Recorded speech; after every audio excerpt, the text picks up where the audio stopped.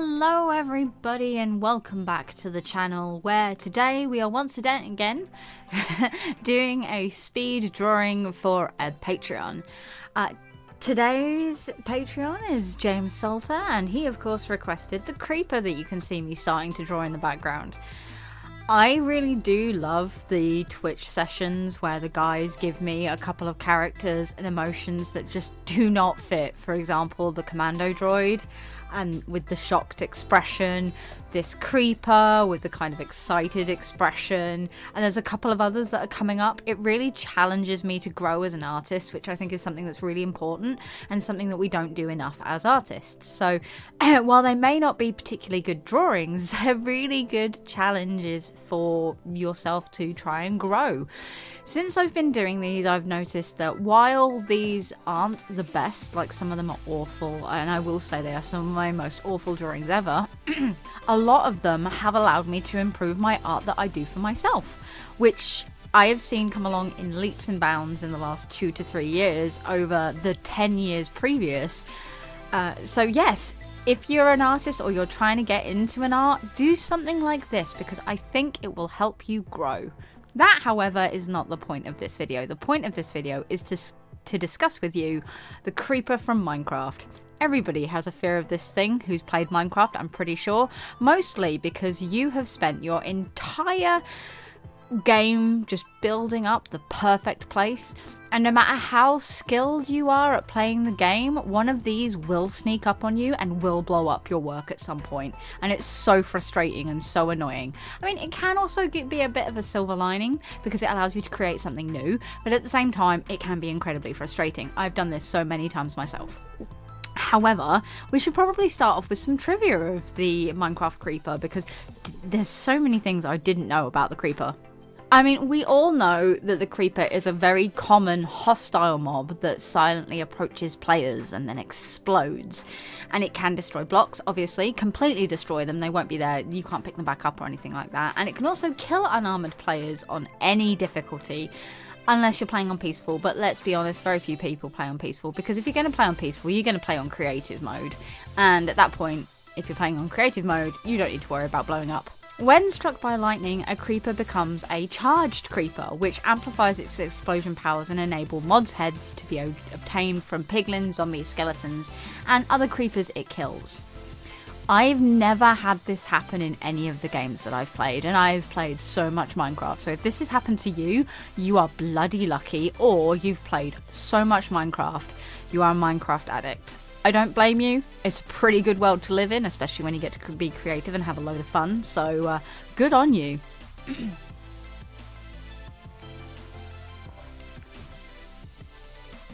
Due to its distinctive appearance and unique and destructive method of attack, the creeper has become one of the most iconic mobs of Minecraft, being featured in promotional materials and merchandise all over the place, including lamps, mugs, coffee cups, toys, cat toys, because Growler's about to get himself thrown out the window for chewing once again on a cable he shouldn't. Hello.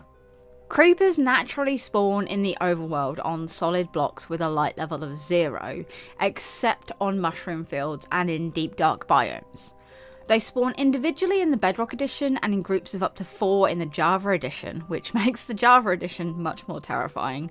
And in the Bedrock edition, there is a density limit of 5 creepers in the overworld surface, which kind of sucks, but at the same time is kind of good, because I don't know about you, I have been hunted by packs of creepers in on the Xbox version, and it made me cry because there's like 6 of them running after me and I can't like figure out how to get to them. I'm better now, but it's so weird and so funny at the same time. When killed, creepers drop 5 experience points if killed by a player or a tamed wolf. 0 to 2 gunpowder, which is the maximum amount, can be increased by 1 level of looting for a maximum of 5 from looting rank 3. If that confuses you, which for most people that won't, it's an enchantment.